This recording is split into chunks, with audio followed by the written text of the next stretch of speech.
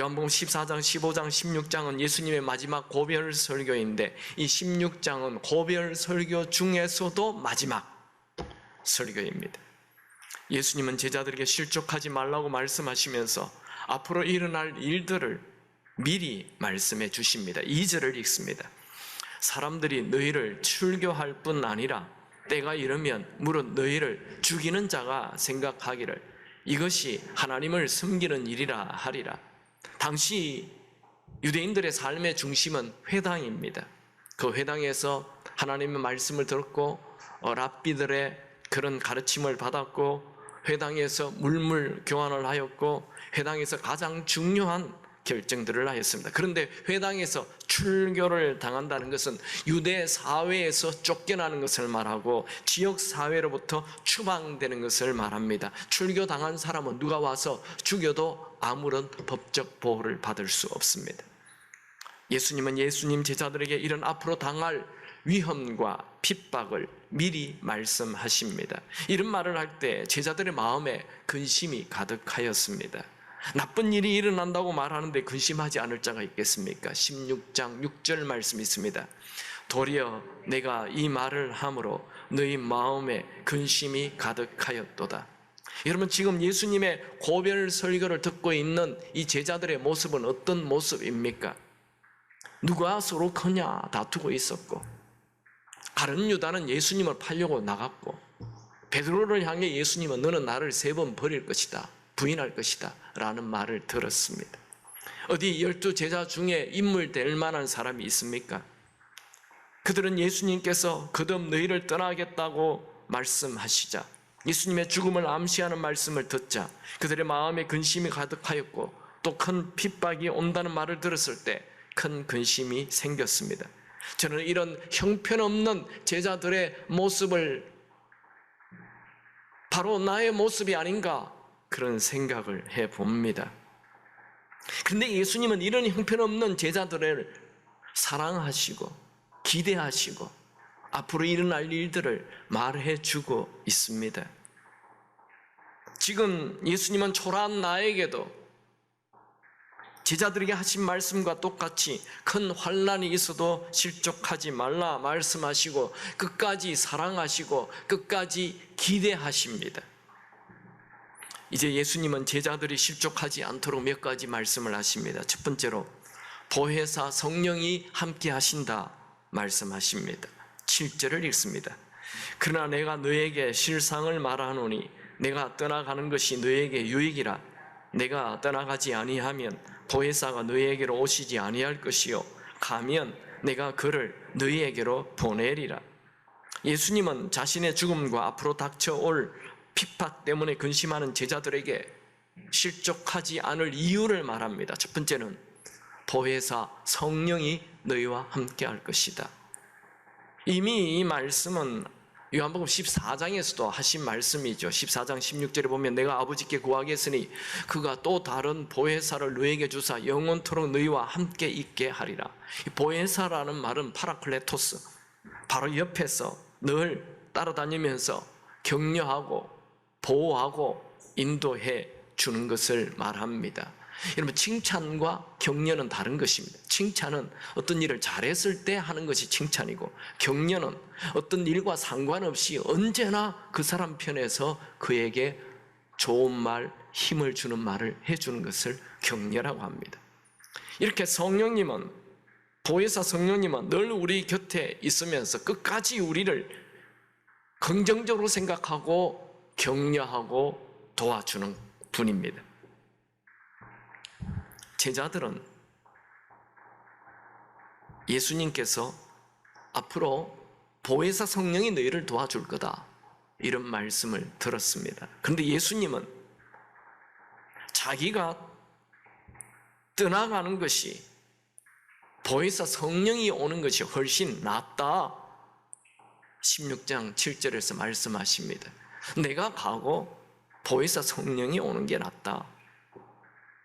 제자들은 예수님 주변에 3년 반 따라다녔지만 아직 성령님이 누군지도 모릅니다.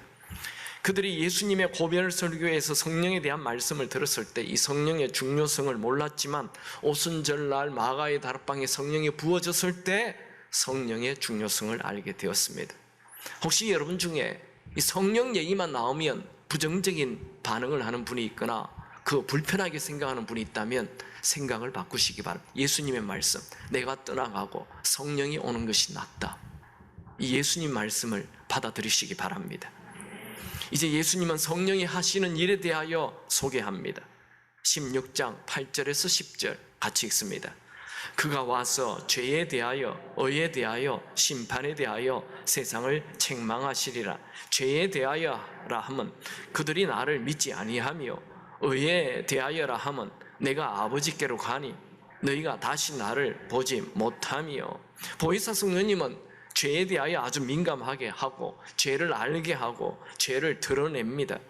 사도행전 2장에서 이 성령 받은 베드로가 설교를 하니까 그곳에 모여든 사람들에게 너희가 예수를 죽였노라 이렇게 얘기하자 그들이 마음의 찔림을 받고 우리가 어찌할꼬 하며 회개합니다. 내가 죄인이라는 것 알게 하는 것, 이 성령께서 하는 거예요. 사람들은 아무리 큰 죄를 지어도 자기가 죄인인 걸 인정하지 않습니다.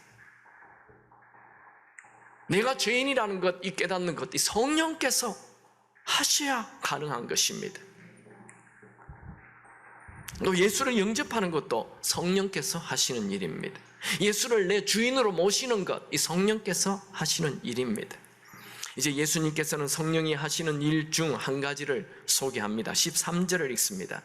그러나 진리의 성령이 오시면 그가 너희를 모든 진리 가운데로 인도하시리니 그가 스스로 말하지 않고 오직 들은 것을 말하며 장래일을 너희에게 알리시리라. 성령이 하시는 가장 큰 일은 우리를 진리 가운데로 인도한다는 거예요. 예수님은 성령은 진리 가운데로 인도하고 또 장래일을 알게 한다 하셨죠. 이 말은 요한복음 이미 앞에 14장 26절에 하신 말씀을 보완하는 것입니다. 보혜사 곧 아버지께서 내 이름으로 보내실 성령 그가 너희에게 모든 것을 가르치고 내가 너희에게 말한 모든 것을 생각나게 하리라. 성령은 모든 일에 우리를 가르치시고 하나님의 말씀을 기억나게 하십니다.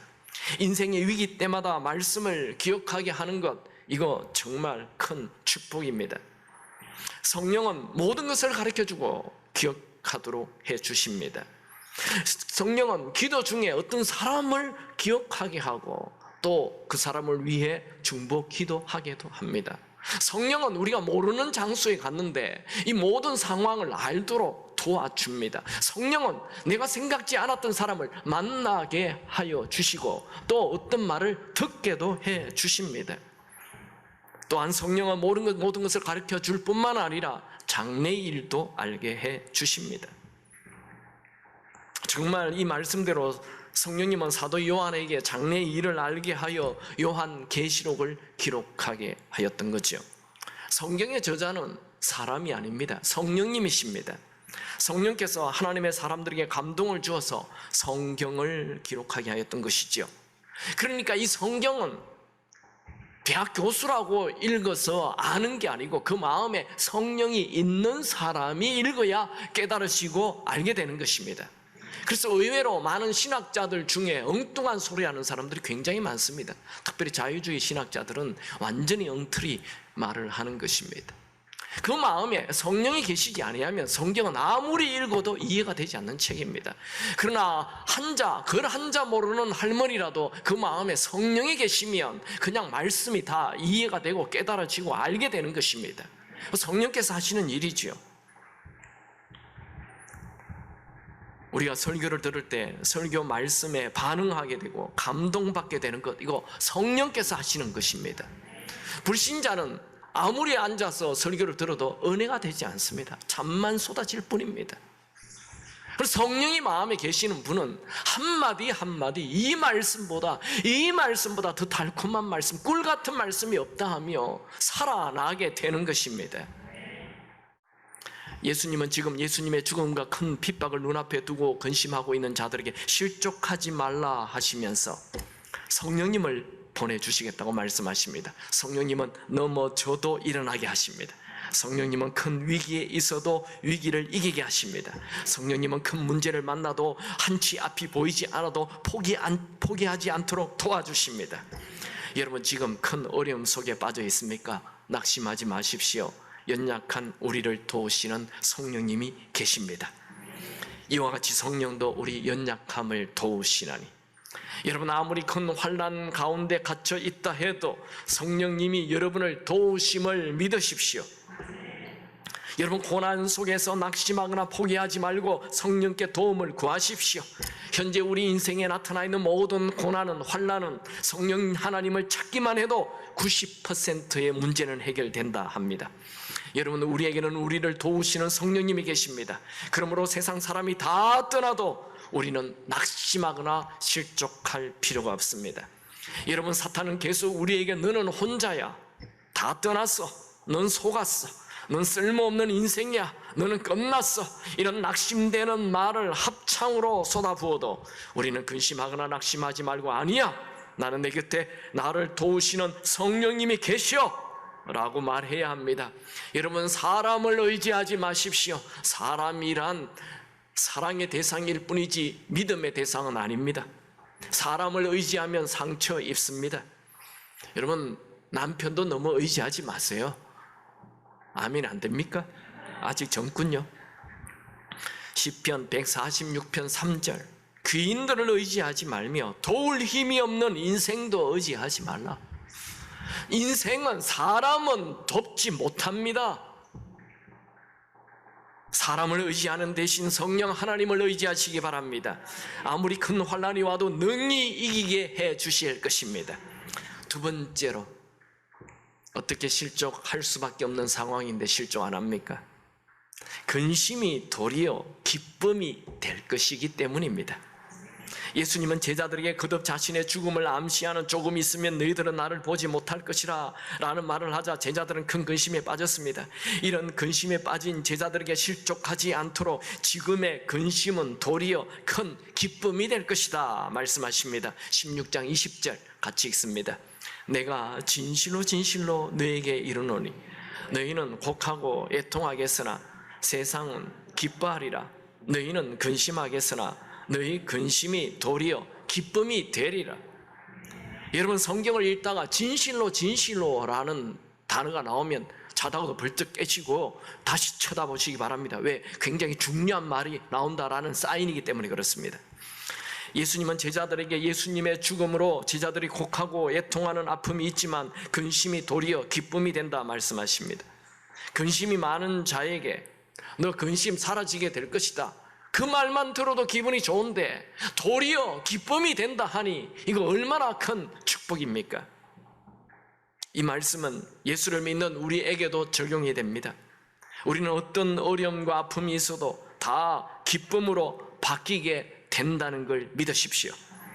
예수님은 근심이 기쁨이 되는 것을 말씀하시며 좀 쉽게 이해하도록 해산을 앞둔 여인을 비유합니다.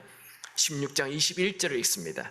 여자가 해산하게 되면 그 때가 이르렀으므로 근심하나 아기를 낳으면 세상에 사람 난 기쁨으로 말미암아 그 고통을 다시 기억하지 아니하느니라. 여러분 임신한 임신부가 10달 동안 고통 속에 있지만 신생아가 태어나면 그 모든 고통을 기억하지 않고 오히려 기뻐합니다. 해산의 고통이 아무리 커도 아기가 주는 기쁨이 더 크기 때문에 그 고통을 이겨냅니다. 산부인과 의사들은 말하죠. 아기를 낳을 때 그 고통을 이길 수 있는 굉장한 엔돌핀이라는 것이 나온다고. 이건 하나님이 주시는 신비입니다.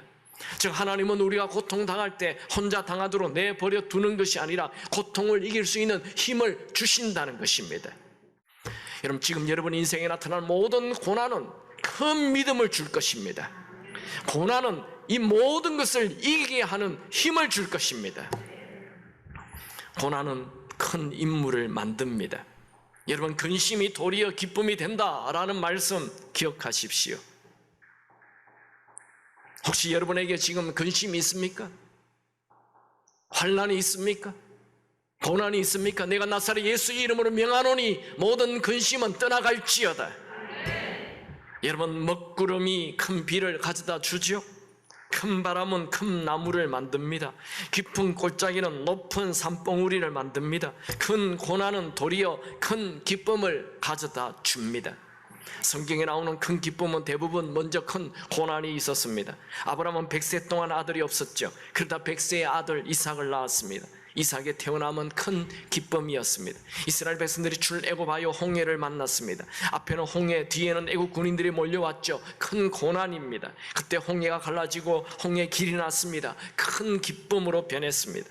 다윗이 골리앗을 만났습니다. 골리앗은 블레셋의 위대한 장군입니다. 너무나 큰 위기입니다. 그 위기는 다윗 왕이 되게 하는 기회를 만들어 주었습니다. 사도 요한은 밤모섬에 유배되었습니다. 큰 위기입니다. 먹을 것도 없고 주변에 사람도 없습니다. 해골이 득실득실하는 그런 유배지입니다. 그런데 밤모섬, 그 사도 요한은 밤모섬에서 불후의 명자 요한 계시록을 낳았습니다. 여러분, 지금 여러분의 인생에 큰 근심이 있습니까? 낙심하지 마십시오. 실족하지 마십시오. 포기하지 마십시오. 큰 근심은 도리어 큰 기쁨을 줄 것입니다. 예수님은 그 근심이 변하여 기쁨을 준 것은 아무도 빼앗을 자가 없다 말합니다. 16장 22절을 읽습니다. 지금은 너희가 근심하나 내가 다시 너희를 보리니 너희 마음이 기쁠 것이요 너희 기쁨을 빼앗을 자가 없으리라. 예수 그리스도를 믿는 자들에게는 남들이 알지 못하는 기쁨이 있습니다. 이것은 세상 사람들이 알 수 없는 기쁨이며 평안입니다. 여러분, 평범한 그리스도인들은 상황 따라 울고 불고 합니다. 상황 따라 기뻐합니다. 그러나 참 그리스도인들은 항상 기뻐합니다. 여러분, 여러분의 얼굴에는 항상 기쁨이 있기 바랍니다. 여러분의 말에는 항상 기쁨이 있기 바랍니다. 다른 사람을 대할 태도 항상 기쁜 얼굴로 기쁜 마음으로 대하시기 바랍니다. 여러분, 우리에게는 세상 사람들이 빼앗을 수 없는 주님이 주시는 기쁨이 있습니다. 한번 복창하겠습니다. 근심이 도리어 기쁨이 됩니다. 이 기쁨은 아무도 빼앗을 수 없습니다. 그거는 복창 안 합니까? 이 기쁨은 아무도 빼앗을 수 없습니다. 세 번째, 우리가 실족할 수밖에 없는 상황에서 실족하지 않을 이유가 뭡니까? 반드시 이길 것이라고 말씀하십니다. 예수님은 이제 큰 환난을 만날 제자들에게 마지막 한마디 말씀으로 고별 설교를 마칩니다. 그것은 내가 세상을 이겼기에 너희도 세상을 이길 것이라는 말씀입니다. 33절 같이 읽습니다. 이것을 너희에게 이르는 것은 내가 내 안에서 평안을 누리게 하려 함이라.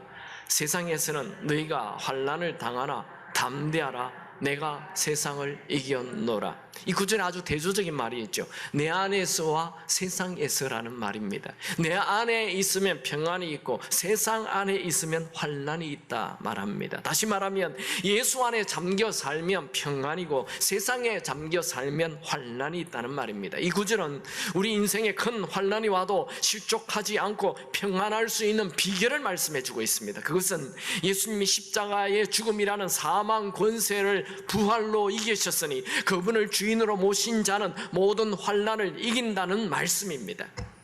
요한복음 16장 33절 말씀 뒤에는 이런 말씀이 생략되어 있습니다. 이것을 너희에게 이르는 것은 너희로 내 안에서 평안을 누리게 하려 함이라. 세상에서 너희가 환난을 당하나 담대하라. 내가 세상을 이겼노라. 그 다음에 생략된 말, 그러므로 나를 믿는 자들아 너희도 이길 것이다. 여러분, 우리 그리스도인들은 비록 환난이 있어도 결국 이기게 될 것입니다. 그래서 예수님은 우리에게 환난을 당해도 담대하라 이렇게 말합니다. 이게 담대하라라는 말은 헬라어로 다르세이테라는 단어인데 이것은 능동태 현재형을 쓰고 있습니다. 즉, 너 스스로 계속 기운을 내라 이런 말입니다. 여러분, 예수 믿는 자는 아무리 큰 환난 속에 있어도 망하는 인생이 아니라 결국 이기는 인생입니다. 그러니 스스로 기운을 내어야 합니다. 예수를 믿는 자, 예수를 주인으로 모신 자는 모든 환난을 이길 원동력을 가진 자입니다. 예수를 믿는 자는 이기게 되어 있습니다. 아무리 큰 환난 속에 갇혀 있어도 그때 포기하지 말고 계속 스스로 기운을 내고 담대하게 앞으로 나아가십시오. 곧 승리의 땅에 도착할 것입니다. 우리 주님이 모든 환난을 다 이기셨습니다. 그러므로 우리도 이길 것입니다. 우리도 이기게 되어 있습니다. 이 말씀을 붙잡고 믿음으로 앞을 향해 나아가십시오. 세상에서 너희가 환난을 당하라, 담대하라, 내가 세상을 이겼노라. 여러분, 날마다 예수님을 주인으로 모시고 매일 이길 것이라는 확신을 가지고 담대하게 인생을 사시기 바랍니다. 여러분, 누가 이기는 인생을 삽니까? 상황과 상관없이 계속 믿음으로 사는 자입니다. 요한일서 5장 4절에 무릇 하나님께로부터 난 자마다 세상을 이기느니라. 세상을 이기는 승리는 이것이니 우리의 믿음이니라. 말씀을 정리합니다. 여러분, 큰 위기를 만나 낙심하고 실족하였습니까? 믿었던 사람에게 배신당해 마음이 무너졌습니까? 질병이 오래되어 모든 것을 포기하고 싶습니까? 삶이 주는 짐이 너무 무거워 다 버리고 도망가 버리고 싶습니까? 모든 것을 그만두고 싶습니까? 내일을 포기하고 싶습니까? 그때 포기하지 마십시오. Never give up. 우리 그리스도인들은 아무리 큰 고난이 있어도 다시 일어날 수 있습니다. 우리가 큰 고난 속에서 일어날 수 있는 이유가 뭡니까? 첫 번째로 우리에게는 우리를 영원히 떠나가지 않고 연약한 우리를 도우시는 성령님이 계시기 때문입니다. 여러분, 깊은 어두운 가운데 있습니까? 그때가 하나님의 때입니다. 그때가 성령 하나님을 찾을 때입니다. 두 번째 큰 근심은 도리어 기쁨이 됩니다. 이것은 진리입니다. 이것을 믿고 산다면 지금의 모든 근심이 기쁨으로 바뀔 것입니다. 여러분, 절망이 나타났습니까? 절망을 피하지 말고 절망을 껴안고 절망 속으로 돌진하십시오. 근심이 도리어 기쁨으로 바뀔 것입니다. 세 번째, 그리스도인은 환난을 당하지만 반드시 이깁니다. 사망을 이기신 예수님이 우리 안에 계시기 때문입니다. 여러분, 환난 앞에 작아지지 마십시오. 여러분 스스로 불쌍하다 생각하며 낙심하지 마십시오. 물론 시련은 고통스럽고 고달픕니다. 그러나 시련이 영원히 계속되지 않습니다. 여러분, 자신을 불쌍하다고 느끼는 그 느낌, 그것이 인생을 허비하는 것입니다. 아무리 큰 환난이 있어도 스스로 기운을 내고 담대하십시오. 반드시 이기는 삶이 될 것입니다. 큰 환난 앞에 포기하지 않고 믿음으로 나아갈 때 하나님께서 준비해 놓은 복을 누리게 될 것입니다. 여러분, 환난을 만났을 때 무엇보다도 절대로 잊지 마십시오. 여러분을 도우시는 성령님이 계신다는 것을. 여러분은 절대로 혼자가 아닙니다. 요한복음 14장, 15장, 16장, 이것은 예수님이 떠나면서 마지막 제자들에게 남기는 고별 설교입니다. 그 고별 설교의 마지막 장, 오늘 16장은 실족하지 말라, 낙심하지 말라, 포기하지 말라 하면서 세 가지를 말씀하는데 특별히 성령 하나님을 말씀하십니다. 14장에서도 성령 하나님을 얘기하고 15장에서도 성령 하나님 얘기하고 16장에서도 성령 하나님을 얘기합니다. 우리 그리스도인의 삶을 결정적으로 그리스도인답게 살게 만들어주시는 분은 성령 하나님이십니다. 이 성령 하나님을 의지하며 사시기 바랍니다. 포기하지 마십시오. 포기하지 않게 도와주는 분은 성령 하나님이십니다. 이 성령 하나님은 찾기만 하면 도와주십니다. 여러분, 하는 일이 잘 되지 않고 모든 것이 엉망이 될 때, 아무리 노력해도 안 될 때, 내 힘으로 안 될 때, 내가 봐도 내가 한심스러울 때, 한치 앞이 보이지 않을 때, 그때가 하나님의 때입니다. 그때가 성령께서 도와주실 때입니다. 그때 포기하지 마십시오. 사람이 언제 포기합니까? 앞이 보이지 않을 때, 아무리 해도 안 될 때, 그때 포기합니다. 여러분, 우리는 동굴 속에 들어가면 주저앉게 되어 있습니다. 앞이 보이지 않으니까. 동굴 속에 있다고 주저앉지 마십시오. 포기하지 마십시오. 계속 환난을 당하라, 담대하라, 내가 세상을 이겼노라. 이 예수님의 마지막 말씀을 붙들고 계속 앞을 향해 가십시오. 동굴은 동굴이 아니고 터널이 될 것입니다. 거대한 빛이 나타날 것입니다.